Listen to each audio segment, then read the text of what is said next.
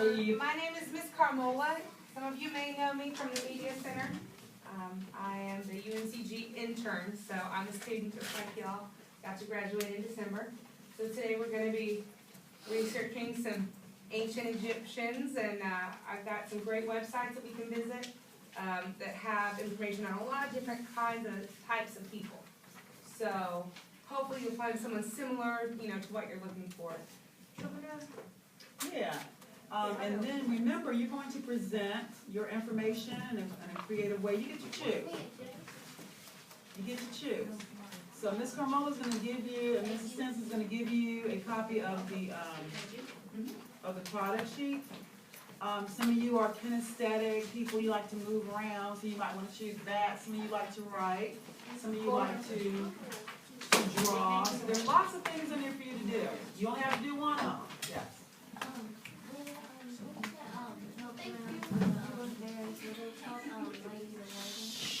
You need to stop talking. Helpers to the Queen? Yes.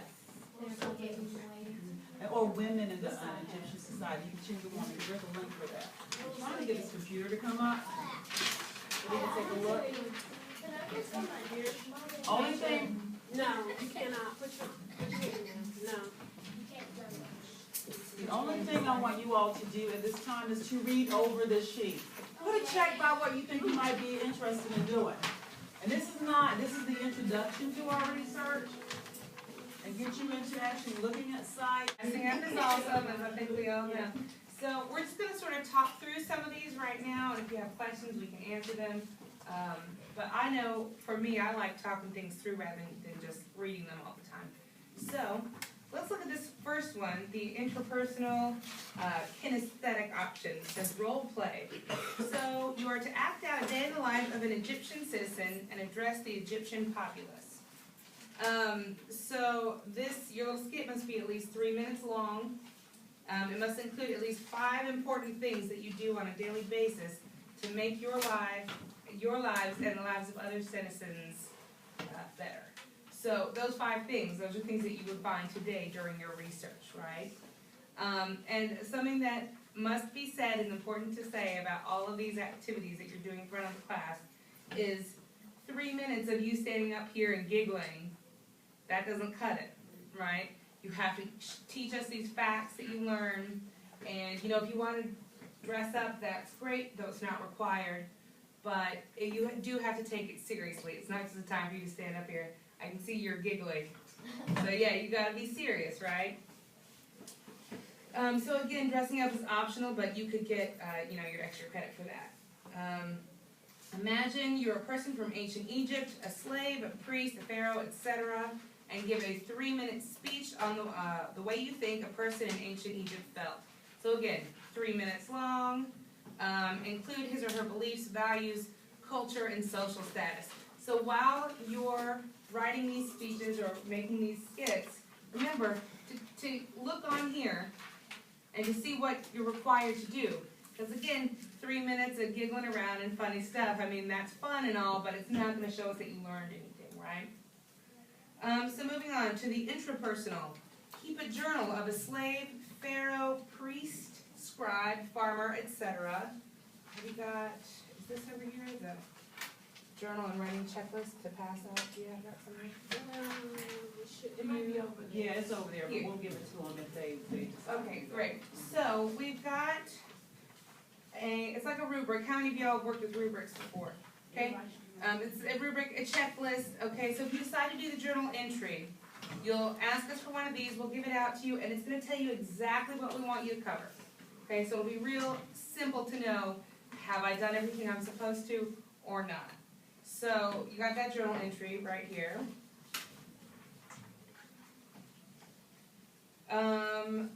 Okay, so for the verbal and linguistic, create a poem and or a rap about an ancient Egyptian of choice.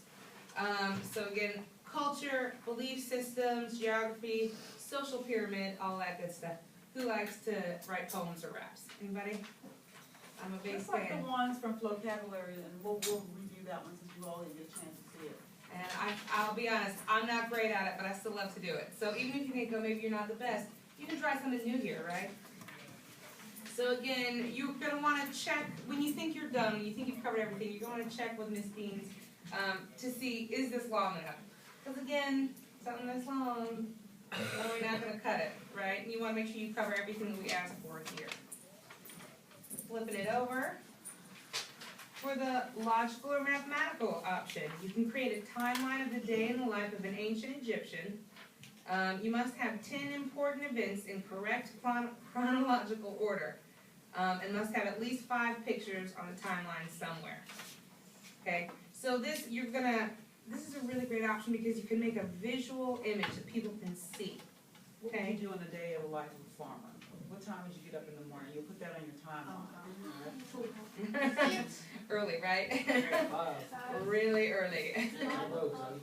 You know, the other day I was staying at my friend's house on the farm, and a rooster crowed at like 12 noon.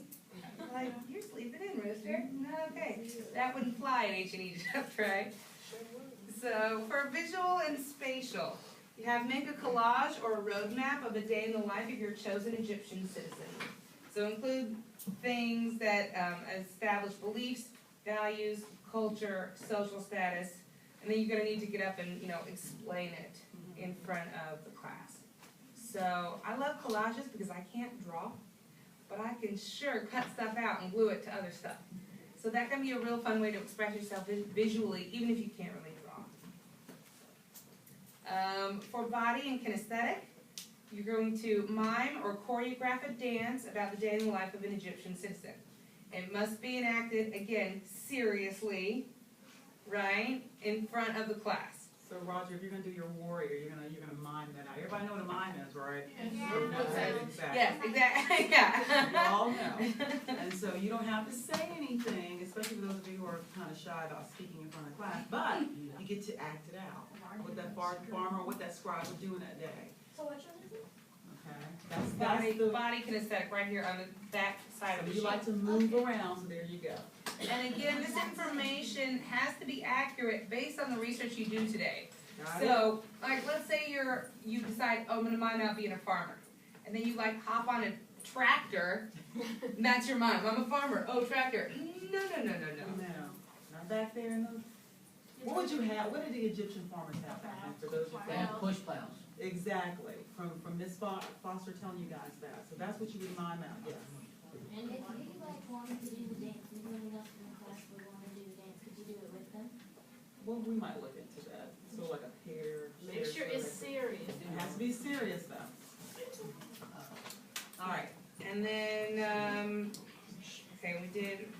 so yeah, the mimer, choreographic dance. And then we have the music or rhythmic, so it's write a song about the day in the life of an Egyptian citizen. So this is like, maybe you like the poem idea, you want to set it to music. So this would be a good one for you. Again, with facts that you learned today, must be accurate, and you gotta be serious about it, which can be difficult for you. And I have already written my poem about it because you all know I like to write, right? Yeah. That's what I'm going to share with you until later. But we'll look at, All right. Okay, so got some great, easy to use, accurate websites for y'all to check out while you're doing this research, okay? So my first question is to you.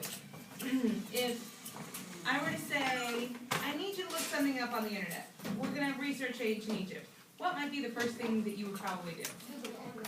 Google. Well, a lot of people, let's say if you were at your house. Google. Google, a lot of people use Google, very first thing, right? So how many people have found something good on Google? How many, found what they were looking for, right? That happens. How many times have you looked something up on Google and it was not helpful? Right? So sometimes it's good, sometimes it's not, okay? But we've got databases with more accurate information and websites with more accurate information than you might find on Google, right? So this is the PBS Public Broadcasting System website for ancient Egypt, right? So this is our first link. And see where it says Egyptian Society right here, right? This one gives you a nice overview. We're not really getting into specifics yet as far as, are you a woman? Are you a soldier? Are you a pharaoh? We're not really doing that yet. But this is the first place I want you to look because it's going to give you a lot of good background information, okay, on the social order. Okay, so it's going to tell you about the class structure, kind of how that all works out. Reading and writing, okay, because this is one of the first cultures. I mean, this is the first culture where they made paper, right? Papyrus and stuff we're all going to look at. So they developed their hieroglyphic alphabet. They've got, they've got paper. So reading and writing is important for kind of the first time in history. So, and then we've got this section, okay, called Opportunities for All, where it's talking about, okay, if you're, born someone in the lower class, is it possible to move up? The way we have that idea in America. Pulling yourself up by the bootstraps. Is that true this time? So this is the first place you need to go. And after you, read a little bit of this, you're going to sort of understand a little bit more about society, right? So, next, I'm going to go, I should do that. I'm going to go back one. There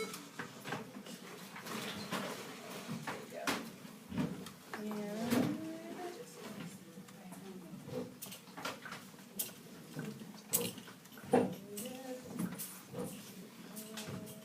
great.